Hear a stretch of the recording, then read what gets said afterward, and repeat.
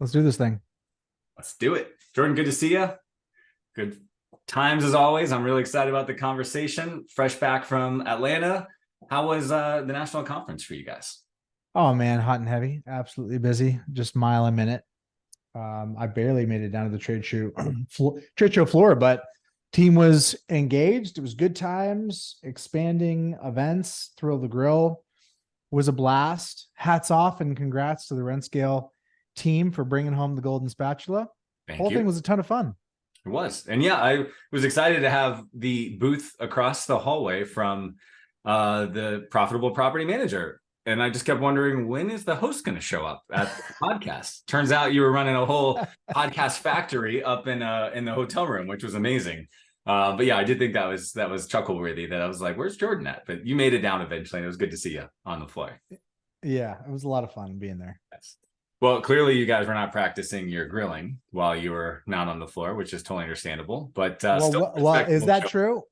What What if we did practice, Oh Jeremy? man, And we really, give me thanks for rubbing that in. Give, Man, what a way to this guy. Can we swear in this show? yes, What a we guy.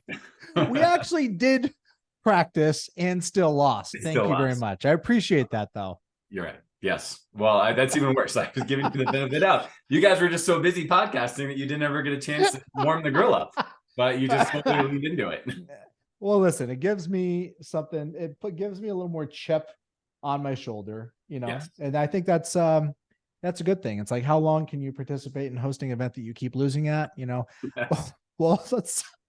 I get it. We'll see. Yeah. We'll find out. We'll find out. It's about the camaraderie, right? But it is fun, yes. And it's always yeah. So anybody watching, this is what vendors do when they get together on phone calls in the meantime between national. That's why it's such a big deal. As everyone said, all the judges, the number one takeaway was I'm like, I had no idea how seriously you guys took this, based on the judging. I was like, Kelly said that, Deb said that to me. Everyone was like, I had no idea how serious you took this. And I was like, yes, this is the big league here. But that was a great time. So obviously, lots happening in the LeadSimple universe that I want to talk about today. Obviously, up until this point, kind of de facto CRM. It's what 99% of our clients use. You walk into, I joke all the time when I go to trade shows and LeadSimple is there, and I'm like, Jordan, you have to keep sending people here because isn't everyone using LeadSimple already? And I know why we do it, but what I really like to talk about today is kind of the expansion that you guys have adopted. Kind of what you're doing now and why you did it. So walk us through, kind of the biggest focus right now on LeadSimple and where all your attention's going. Great question. So we made the pivot from CRM to operations because we saw that in many cases, folks were not able to lean into growth the way that they wanted to. That was kind of the initial insight. I'd go to a trade show, give a talk on growth, a lot of excitement.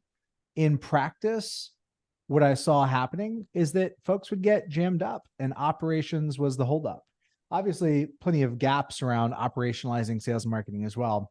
But in many cases, the felt experience was, adding 100 units, an exciting idea. In practice, sheer terror. In practice, my staff's respond to that is hell no.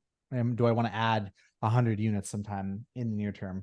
Some of that is a incentives conversation, but a lot of that really just has to do with the mechanics of what the day-to-day work is like. For many folks, they deal with an ongoing sense of task overwhelm where they're very busy. They're really knowledgeable about their job, but in terms of locating, orienting where exactly they're at, it's difficult. It can feel like a treadmill, and that shows up in error rates, work-life balance, customer service satisfaction, and in constraining growth. So it became the logical thing for us to do from pivot to the sale to post-sale, to pivot from getting that property closed to actually onboarding that property. We leaned in. We've seen a great response. As with anything, it was bigger and harder than we initially thought, but we've had a couple of years now to really sit and polish and hone, and we've seen some awesome results and really just been blown away with what the customers have built, what the customers have come up with, the customer innovation. You think you're building it to be used in a certain way, and the reality is people always blow you away with what they show as being possible. It's been a really satisfying journey, and I'm grateful to see that people are getting value. So what I'm taking away from this is, you guys really found your success with operationalizing sales workflow. And so everybody was like, okay, great. Now I know how to handle a new customer. Maybe I'm a victim of my own success, or, maybe I've acquired, a 100-door portfolio. And then really what you've kind of done from what I'm seeing on the outside, correct me if I'm wrong or give me your own take on this, is you said, hey, we knew sales was messy and people were frustrated by it and they didn't know how to do it repeatedly. And so one, they were ignoring it. I think you and I have both seen that. It's like, I don't know what I'm doing there, so I'm ignoring it. But two, it was taxing when they had to do it over and over again. So when the volume went up, it just crushed that organization, right? So you and I have had a lot of conversations. I think that was maybe the first problem LeadSimple was trying to tackle. And then you said, hey, we actually, and again, I don't want to put words in your mouth, but I'm kind of paraphrasing as I watch this. Hey, maybe our clients aren't as equipped as they want to handle scale. So they were great at taking on a couple doors a month or a quarter. Now they're bringing on at a higher level. Turnovers are all happening at the same time. The processes are completely manual and they're a little bit of a mess. Let's give them a tool to operationalize that work, because really property management is just a suite of repetitive actions for the most part. And then smart people step in, they make decisions. So really, is that, kind of what you saw with your customer journey, or do you have, kind of a different way to retell that? I think that's definitely a good telling of how we first got there, which is allowing people to remove the operational bottlenecks that prevent them from scaling. Over time, what it's matured into probably moves in the other direction, which is to say, helping people pull automation, insight, analytics down from an enterprise level, down from a venture funding, you got to hire 50 engineers level, into mainstream America, baked into retail off-the-shelf software. We're piggybacking off of the no-code, low-code movement and revolution that's happening across SMB landscape globally. And we're bringing it here, where you've been doing it the same way for 30 years. You're a master of your craft, and you're seeing a new workforce come into play. And you may be realizing that you might not yourself have the appetite or the stomach for building robust automated systems and processes. But guess what? You can see your staff does. You can see your staff gets that and has the vision, and it's the wave of the future. So by building that infrastructure and architecting the way the work is done, by architecting the rails on which the work flows through the business, really speaking to that at the abstract conceptual level, and then working with your team and technology to hard bake that and to make sure that it is as error proof as possible. That's what I see people doing right now. So if you want to scale, great. If you don't want to scale and you want to stay at 300 units and you want to have a great lifestyle with as much simplicity and streamlining as possible, that's also great too. So it definitely is flexible in terms of the aspirations that it is enabling, but the common thread is that it's giving people more tools to pursue their vision, whether or not that's scale or maximal profit at a smaller level. Okay, that's a much bigger picture. I love that you just kind of open that envelope. So as an owner, you, myself, we've got a vision. We say, hey, this is the way people should solve this problem. This is the way that people should have their properties managed. This is the way, somebody should be onboarded to a new piece of software. We have a vision, and that's probably one of our, most important assets as entrepreneurs. And then you're really trying to enable us with a toolkit to say, hey, if I think this is the best onboarding process for a new owner, if I think this is the best way to handle notification of a lease expiration, if I have a vision for the best way to handle move-ins and move-outs, I now have tools, and technology is no longer the limit. Like, I now have the ability to implement that regardless of my technical level or appetite. Is that a good way to look at this?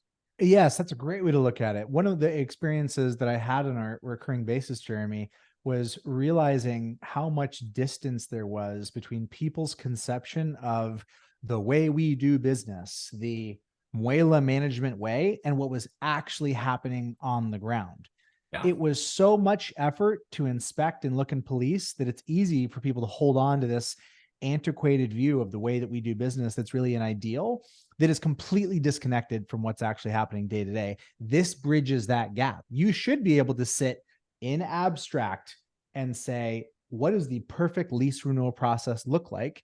But then you need a mechanism to push that down to the ground. And it's not asking people, hey, did you do it the Muela management way? That doesn't scale. That doesn't work. There's no policing in that. So this gives some kind of accountability and insight that doesn't involve micromanaging people.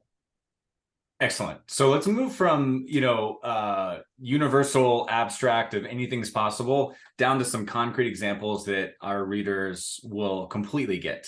What's a couple processes, maybe just one process, maybe two, your call, that people think are dialed in, that are key to their business, that now that they've got LeadSimple operations, they're starting to see, wow, I thought it was done the Muela way, but it's actually not. Like, what's some easy examples so people can take away if they've never thought about this? Yeah, I'll start with something broader and then hone into a specific process. Something broader would be your fee collection. You go to the conference, you heard about the fee makes sense to you, you have conviction, you believe it's high value. So you put it in your leases, your PMA, whatever.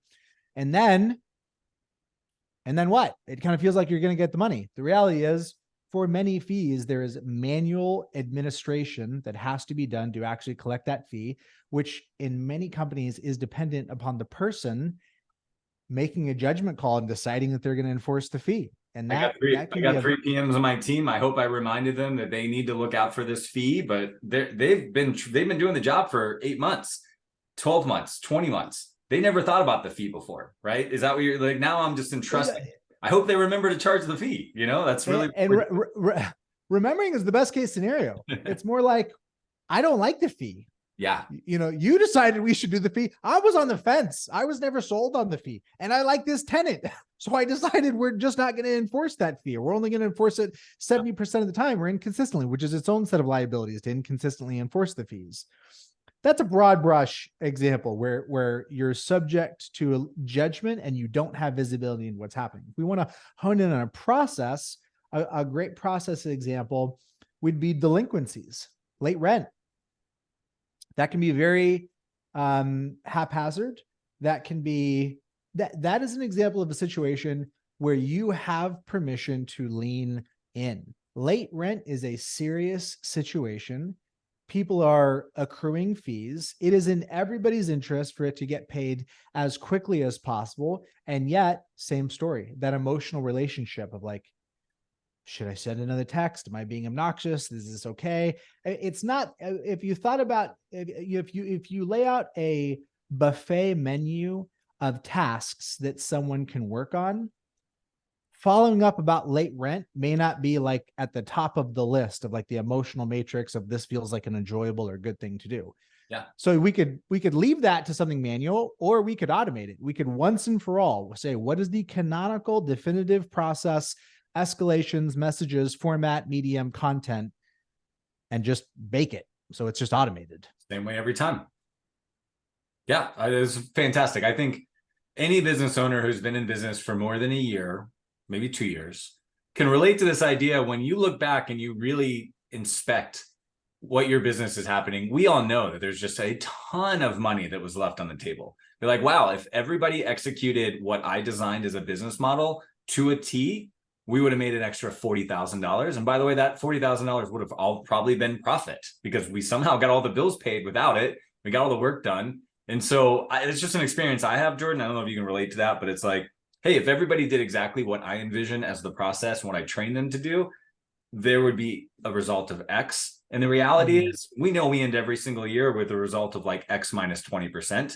And you're trying to methodically enforce that so that maybe it still won't be perfect, but maybe it'll be negative 5% instead of negative 20%. Let's be honest, there's still people involved, right? But I think that's what I'm taking away from this, is that feeling where it's like, hey guys, like now that I'm looking back, we had all these grand visions and like we didn't do them. We didn't follow through. We renewed people later than we thought we were going to. We churned more than we were expecting to. We didn't charge that fee. We didn't offer that upgrade, that additional revenue. We had 100% of our clients take our benefits package, it would have meant X. We had 20%. And when I interviewed my staff, it's because nobody brought it up, right? And so you're trying to solve that problem with consistency. Is that a good way to crystallize that?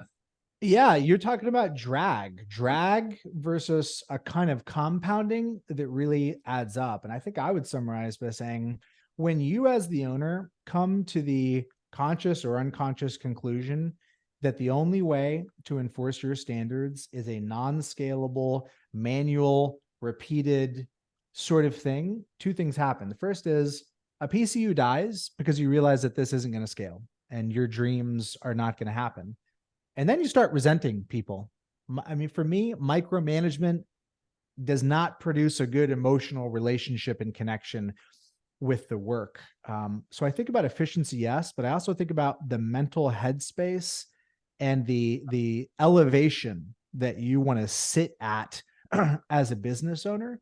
For me, this has put me in a better space of mind, and that's inextricably connected with the outcomes that I'm solving for. I'm not just solving for financial outcomes. I'm solving for quality of life outcomes, which directly correlate to my emotional state, headspace. Okay, let's dig into that, Jordan. I think I know where you're going, but I'm always trying to make it super concrete for these ideas. You've sat with this idea, you've internalized it. It's raw and natural to you, but for somebody who's never thought about that, the way I interpret what you just said is, I've got multiple salespeople on my team. I'd rather know that they're going to come into an office on Monday morning and see a dashboard and everything that I expect from them is going to be there in lights, and they are just going to have to, atone for the expectation, versus the old way, which is I'm going to sit down and be like, do you remember that we said we were going to do X? Do you remember that we're supposed to do Y? Right. And we're just like, I'm beating them down versus, hey, this Yes. scoreboard. We're all playing the same game. You agreed. We all know when it works. I don't have to. It's a show, not tell environment, right? Just you either did or not. Is that an interpretation of kind of the meat that you have with that idea? Yeah, absolutely. You're externalizing what's happening instead of you drawing upon your will 1,000 times to have the same conversation. It's just like it's externalized. Yeah, the same conversation. That's anybody who's been in business for a certain amount of time. Love the Vern Harnish quote where he basically says having employees is a lot like having kids. You're gonna have to repeat yourself a lot, so you better have very few rules that are very important because otherwise you're just gonna be repeating yourself over and over again about a million things, right? And I don't, like you said, it's this lack of quality of life as a manager, as an entrepreneur, that you just have to constantly hold all the rules and all the regulation in your head versus transferring it to the team, which is what I think is one of the uncelebrated heroes of systems. Is now the team knows the expectation just as much as the boss or the manager or the owner, right? Because it drains you to constantly repeat yourself. It does. I'm all for repeating myself, but it's exactly what you said. I want to be doing it about a very small, really important things, not the basics of how to do your job. And when I think about the hiring and staff retention relationship, that also came up for me as well, as seeing situations where owners felt held hostage in certain situations because they were victims of their own success. The business has scaled far enough that now they were removed from the day-to-day of how certain people were doing their jobs. And as a result, they didn't really know how that person did their job. And so even that person, even though they have a strong sense that that person is underperforming, they felt very disempowered to actually take adverse action because they're in this catch-22 situation where the person is kind of unperforming, misbehaving, there's tension. What do? Do you go to them and say like, hey, on a random Tuesday, I'd like you to write down exactly how you do your job. Well, that feels awkward. The person knows that something is up. Or would you rather be in a situation where on day one, it was laid out exactly how the job is done? And from day one until now, you've seen exactly their adherence to that model and to that program. It is really empowering. And it also means that the labor profile, the experience profile of who you're hiring is different, which doesn't just mean that you can hire people earlier in their career and achieve labor savings, although that's true. It also means that you can look for a more generic set of characteristics that define talent and put less weight on industry experience. You can look for that person that's diamond in the rough, and they're just they're clearly an A player based on the general dynamics that they bring to their work, but they may not have experience in property management. We were lowering the bar for you being able to overcome that. Love that. So let's turn that coin over, because I think a lot of owners, like, they get what's in it for them. And I think that, you know, it's surprising to me sometimes. We have to remind people, wouldn't you like repetitive processes? Wouldn't you like consistency? Wouldn't you like to know that what you expect is actually getting done? But on the flip side, I've got a hunch, we haven't talked about this yet, but for the team members that we have on our team, I actually think these processes make their life better as well. So one thing, you know, I always try to remind our clients of is, people don't want to go home on a Friday night thinking they haven't done enough. There's always more to do. People Yes. know when they're winning. People want to be like, I did a good job. I'm high-fiving people, like, enough is enough. And as an entrepreneur, you and I don't walk around in that skin. You and I don't walk around in enough is enough. But how many people out there would sign up for an intramural sports team if the coach was going to show up every week and change the rules and say, well, that we used to use this scoreboard, now we use this scoreboard, you know, and just like the rules were like, you'll never know if you're good enough or not. I actually think these processes create, I should say, team members that we want to hire crave black and white, you know, crystallization. I want to know when I've had a good week. I want to know when we're winning. I want to know that I've done my part as part of a team. And I think that we as entrepreneurs often completely overlook the simplicity of the power of that. So what are your thoughts on what processes do for the team members? Well, first thing I would just say is that this comes up for me a lot when interviewing. A competent person, and typically it comes with more experience and higher up in the organization, the more competent they are, the more they will press me in the interview on exactly what my expectations are. The person that's like, hey, whatever it is, I'm going to do it. Oh, yikes. Yikes. That's pandering. A competent person has a sense of A, they really want to meet the expectations, and B, basic self-defense. They don't ever want to be in a situation where their supervisor is asking questions like, well, what do you do? And I'm just what is it? Office Space? Yeah. What exactly do you do with this organization? Everyone starts sweating on the back of their neck. They get defensive, you know, they're like, oh man, like, here it comes. Yeah, exactly. No, we wanted you to be able to say, this is exactly what I do. I do exactly what you asked me to do. What you've asked of me in high definition, that's what I did this week. Here's the scoreboard. Here are the stats. That's why I'm going home at 5 o'clock. Yeah. I don't have a guilty conscience about that. It's 5 o'clock. I'm leaving. Why? Because I've completed my work as it was defined. And it was up to you to define it. That's a fair trade in my book. That's not the ambiguous guilt trip, you know, hustle culture, etc. Property management is quantifiable. You can define the expectations of what you're asking for your team, and therefore you should. That's kind of the worldview that I operate out of. And so what we've built is a manifestation of that. Love that.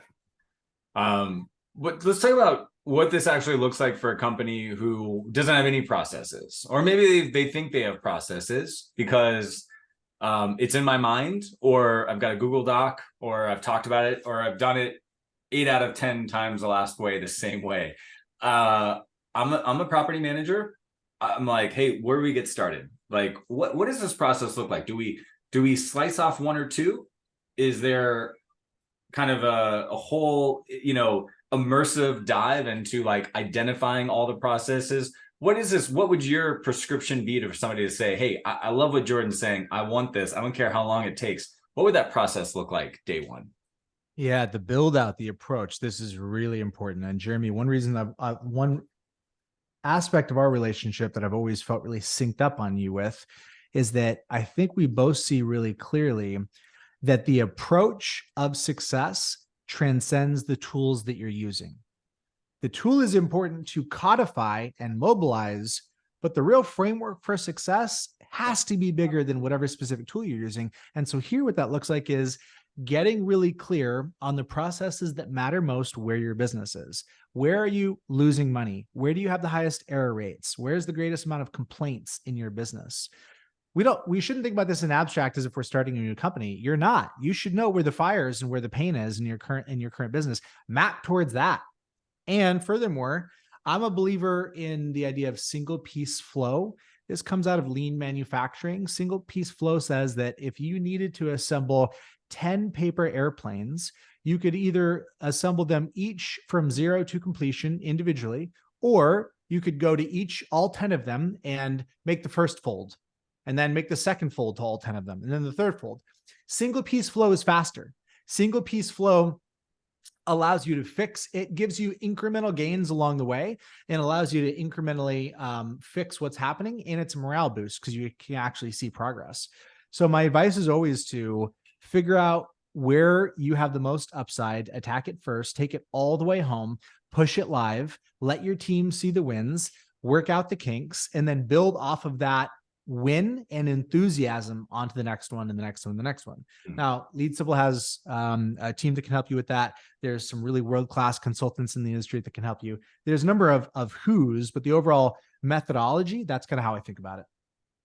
Love that. You're right. Which reminds me of the joke everyone's like, Stephen King, after he talks, have you heard this, where Stephen King will give like a talk about writing, and then they do the Q&A and everybody wants to ask him like, which pencil do you use? And he's just like, really? You've got me here? Like, I can answer all these questions and all you want to know is like which pencil I use? Like, but he always laughs because that's what everyone wants to know, right? They geek out on the tool because they think the tool is the answer. So I think it's a great example of like, I got to get the tool. That's the solution, you know? It's a form of bike shedding probably, right? Yes, exactly. I love that.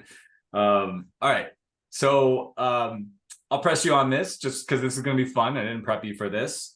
What do you think?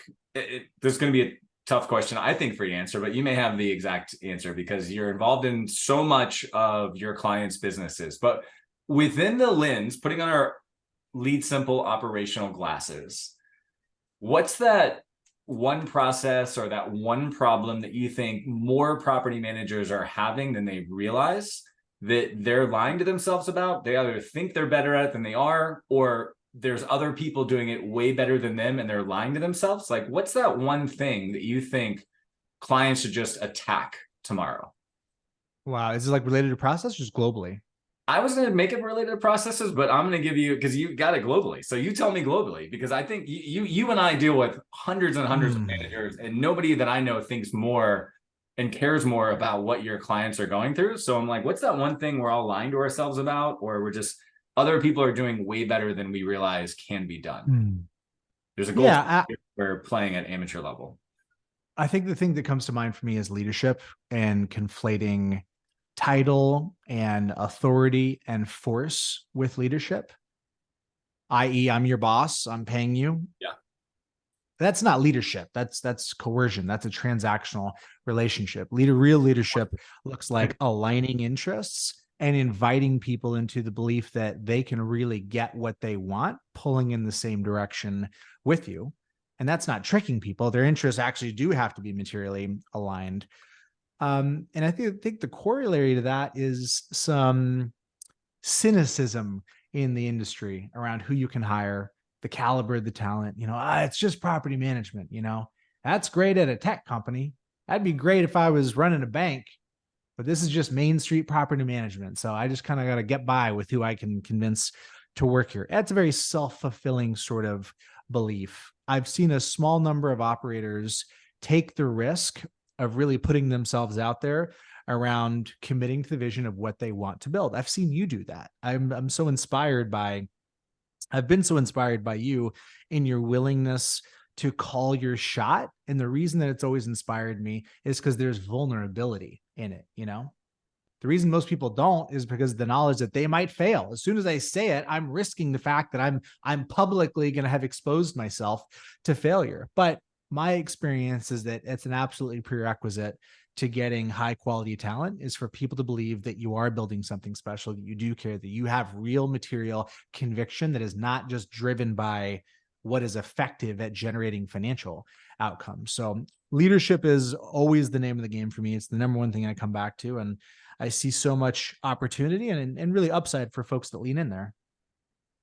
Okay, Tony Robbins. So you're telling me that it's the owner's mindset and leadership and confidence level that is actually the limiting factor. I don't understand how we're going to make any money giving people tools if it's actually an inner game that's going to make, like, you're totally blowing my mind here. I don't know how we're going to profit off this industry if that's really the bottleneck. Is that what you're telling me?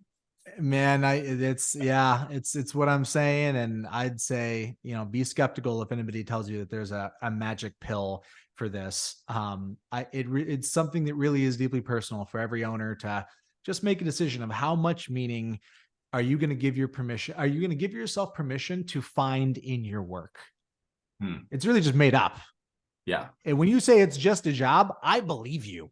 Yeah. I take that at face value. When you tell me, it was just a job, but then I realized that the way that I show up at work is the way I show up everywhere else. And therefore I'm trying to make it a 10. I'm leaning in, I'm converting the obstacles into opportunities for personal growth. Just because I kind of get off on it, I'd say, wow, that sounds amazing. I believe you. It is what you make of it. And I spend so much time here, Jeremy. I'm so engaged in my work. Why would I not try to get as much life affirming significance and experience as I can out of this thing? Nobody's making it out alive. Nobody's making it alive, right?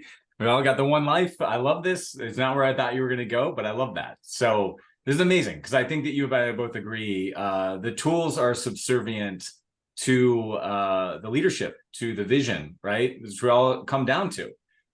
There's a reason that there's one person in charge of most small businesses, and there's only that one person that can be that lighthouse, that that visionary, that driver, that relentless, energetic person that will refuse to be defeated. And that's why people come to work for us. So I think you embody that really well. This is why you have such a great team. This is why you have a community and a tribe, as I would call it, because a lot of property managers maybe were on the verge or on the bubble of saying it's just a job. And then they heard your podcast, they heard what you do, and they said, wow, he's right. I can actually do that. And then I think that ripples down. So you convert them, and then they convert their team. Maybe not overnight. Maybe some people got to go. Maybe some new people show up. But I think it's amazing, Jordan. I just watch you do that. And I think, you're a beacon that's rippling down through all of these small companies. And I think it's amazing. I appreciate you saying that, man. I feel so challenged by it. That's the beauty, is like, as I say it, the onus is on me to do it. And the doing it every day is deeply challenging. That's why I get more out of the work because of that. It's challenging, trust me. Yes, especially when you've got conviction, or you've seen other people solve problems that other people think are completely unsolvable, right?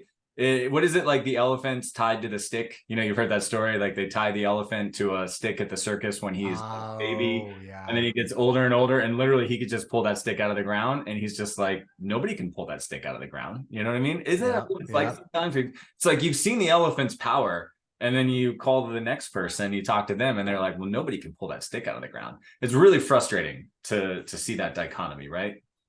And that's why there's so much joy in exposing yourself to other industries, particularly ones that feel really relevant. Like, I don't go to banking conferences, but insurance, car sales, brokerage, man, there's some great stuff to see what people have solved in those adjacent industries that have similar kind of selling and buying dynamics.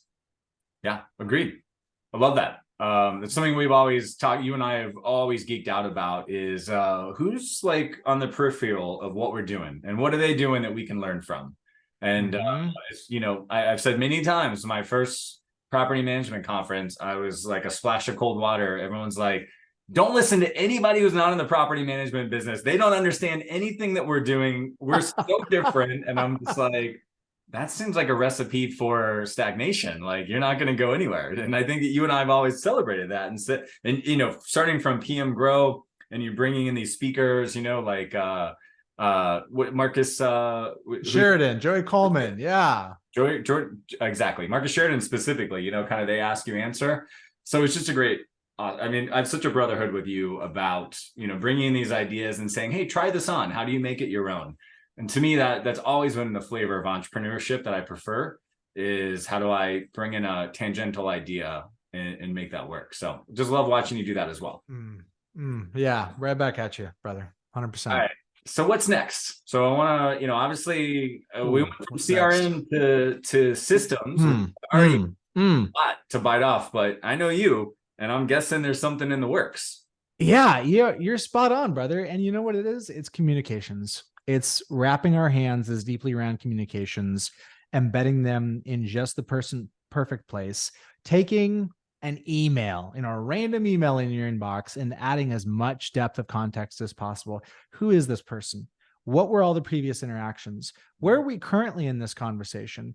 That email address is associated with the person, associated with the property. That property is in a certain status and stage. And based on all of those contextual clues, you probably need to do X next. So can we just put a button right there to make that happen? How can we leverage and build off of that context to create an immediacy of your experience that informs and just greases the skids for getting work done?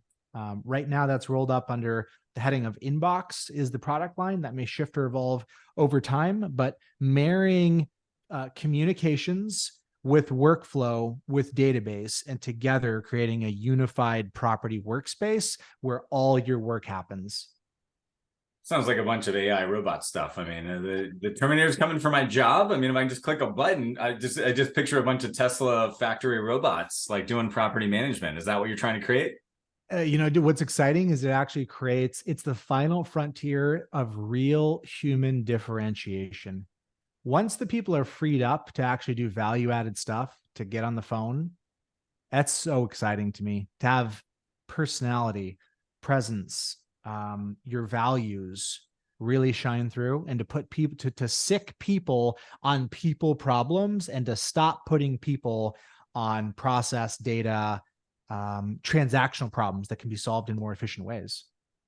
Okay, I just want to warn you. I think you just lost 70% of the property management audience that I know. You mean people talking to people? All right, isn't that what we're trying to avoid around here? Like that's all the rage. I mean, some of our good friends have said, "Hey, my one KPI is the number of phone calls we get. Stop it. Stop. Like your business is broken. If my person talk to your person, oh my God, I got a problem." But you're saying the opposite.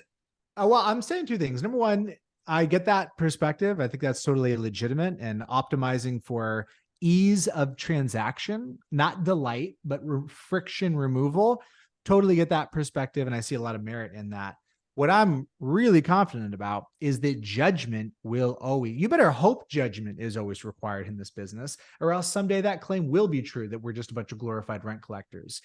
I am confident that judgment will always be required, and that judgment comes from people, and that's what the human brain, mind, heart, and soul should be focused on. That which can be automated should be. Okay, got it. So, maybe there's some above the line and below the line interactions. So it's a negative if I, as an owner, have to call you because you won't approve something unless you talk to me. And I just want to write you an email and be like, right? So that's a negative. Maybe it's a positive if you say, "Hey, Jeremy, I see that you own 123 Mango Street. Our client on 124 Mango Street would actually like to sell his property. Would you like to acquire their door next door to your door? And we'll manage the whole thing for you and we'll do it." Right. So I think that's what you're saying. And maybe that's an extreme example, but it's like you're trying to free the people up to do only the things that people can do. Like what AI software is going to make that connection that I just referenced? I think it's a great example broadly, looking at it and framing it in terms of it being an asset class and you being a fiduciary. That's a human conversation. The functionary stuff, the logistical stuff, there is also a requirement of judgment there as well. But optically, it looks like something that is begging to be more automated, and those opportunities exist. Whereas that fiduciary conversation, that asset management perspective, I see so much value and upside in having and framing the conversation that way, and really helping that wealth building conversation burgeon and bloom, and embracing and wrapping your arms around it rather than eschewing it. Yeah. Okay. Fantastic. I love that you went there, because I think so many people would watch what you're doing with LeadSimple and think we're just driving the people out of the business. But you're actually saying, I'm making the people's lives better with the technology. I'm being more predictive. And then I want people, like you said, I think the words were, I want to sick people on people problems, which I love. And I think a lot of people will be surprised to hear that. So what should, highest and best use. yeah, what should we be thinking about going forward? Just kind of briefly, if I'm a property management owner and I say, man, if I had all my mundane problems handled with technology, where would I invest my time? What would I be doing to innovate in this industry? Yeah, experience, differentiation, creating creating a reason to work with you around how you're different, that you really have conviction around. And for many folks, that is staring into the abyss. For many folks, they have those insecurities of like, well, I can say I've been around for 20 years. I can say we have great staff, but is it really true? If you're questioning that, there's inquiry to be done there. I promise there's a solution. It's a hard problem, but it's a worthy problem. The question is, have you freed up the mental space to actually give yourself permission to lean in and focus on that conversation? Or are you running yourself ragged, just keeping the operation standing up? So differentiation, positioning, those are always going to be things that I come back to over and over and over again. The beauty is when it's done well, when it really is an extension of your actual values, it also maps to your personal satisfaction and pride of ownership in the business. Great. Creating a brand, building a tribe, things I'm watching you do. It'd be easy for me to be like, hey, there's this guy, Jordan, he just built a CRM and everybody just uses it. Do what you want. Meanwhile, you're building a CRM and you're out there communicating these values and these ideas, and you're going to people and saying, hey, you need to be a leader and you need to innovate. So it's a great parallel, I think, as you give that advice, that you're living that advice. So we need to, be challenging our people not to say, like you said, I'm just another property manager. It's just a job. We all do the same thing. All the millions of things, the derogatory self-defecating comments that we hear when we talk to our clients. Hey, don't we all do the same thing? Like, we're actually a nuisance. We're just an expense. People don't actually like what we're doing. Like, have an opinion, right? Show up, have an opinion and be like, hey, this is the way property management should be done. And this is the acceleration of your portfolio that I see for you over 10 years. I'm just making stuff up here. But that's the real value that is never going to be AI'd out. It's never going to go away. So I love that you're enabling that, which is amazing. Yeah, well said. Couldn't agree more. All right. So I know we're up on our time. Got next steps. Any final words? Anything you want to make sure we cover? Because I think this product is amazing. We've got LeadSimple University coming up. All Bound conference right before it. All Bound, yes. Anything else, like really, call to action you want to make sure that we include for anybody that's reading this and interested in moving forward? Just sign up for a demo consultation. Can I test drive it? Do I need to talk to somebody? What's the next step? Yeah. Okay, sure. Okay, good. Thank you for mapping the sales guy, something commercial. The sales hat just jumped in, right. Yeah. If you want to explore and experiment what this would look like for you, and if you want to get a consult around the how, just to explore the potential for the vision, set up a demo with the team. Go to leadsimple.com, set up a free demo, and folks that have helped hundreds of companies walk through this process will help give you a bird's eye view around what's possible within your operation. Love it. Thanks for all the time today, man. Back at you, baby.